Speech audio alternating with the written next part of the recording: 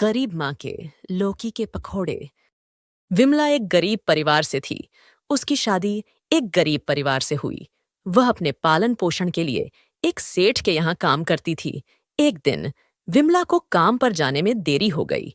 वो काम पर पहुंची तो सिठानी उस पर जोर जोर से चिल्लाने लगी। आ गई महारानी फिर से। कब से राह देख रही हूं। चल अब जल्दी से काम पर लग जा। जी सिठानी जी। विमला घर के कामकाज में जुट जाती है। कुछ देर बाद, अरे ओह महारानी, तेरे हाथों में क्या मेहंदी लगी हुई है। जल्दी से हाथ चला। सिठानी जी, कर तो रही हूं। अगर जल्दी जल्दी काम करूंगी तो फिर आप ही कहेंगे कि सफाई ठीक से नहीं हुई। बड़ी जुबान चलने लग गई है तेरी। कल से ना मेरे घर पर काम पर आने की जरूरत नहीं है। मैंने ऐसा कुछ नहीं कहा। सेठानी जी, आप मुझ गरीब के पेट पर क्यों लात मार रही है? मेरा सारा घर मेरे भरोसे ही चलता है। सेठानी उसे काम से निकाल देती है। विमला रोते हुए घर लौट आती है। वो जैसे ही अंदर पहुंचती है, बाहर से उसके दोनों बच्चे भागते हुए आते हैं। वो उसे आंगन में ले जाते हैं, जहां क्यारी में ढेर सारे लौकी के पेड़ लगे हुए थे।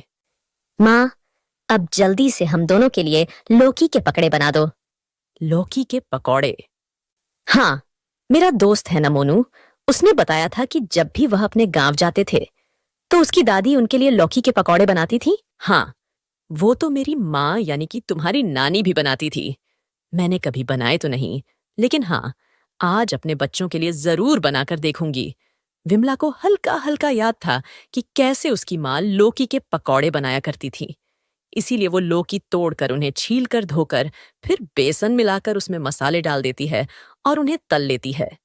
जब वो अपने बच्चों को और अपने पति को खाने को देती है तो वो लोग तो खुशी हो जाते हैं। वाह विमला, क्या स्वादिष्ट पकौड़े बने हैं।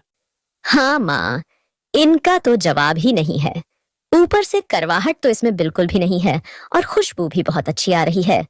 तभी विमला के पति ने कहा, विमला, वैसे तूने इतने अच्छे पकौड़े बनाए हैं, चटनी भी कमाल की, और मुझे लगता है लोगों ने आज तक ऐसे कमाल के पकौड़े खाए नहीं होंगे। क्यों ना तुम लौकी के पकौड़े बनाकर ही बेचो। अगले दिन से विमला फिर काम की तलाश में लग गई, लेकिन नौकरी थी कि कहीं उसे मिल ही नहीं रही थी। धीरे धीरे उसके बचत के पैसे भी खत्म होने लगे। अब उसने लौकी के पकौड़े बनाकर बेचने का फैसला किया। अगले दिन, सुनो जी, मैं लौकी के पकौड़ों का काम खोल लूं ना? हाँ ममता, अब दूसरा कोई रास्ता नहीं है। आप गुल्लड़ से पैसे निकलकर अपना जरूर सामान ले आओ। हम भी ठेले पर मदद करेंगे।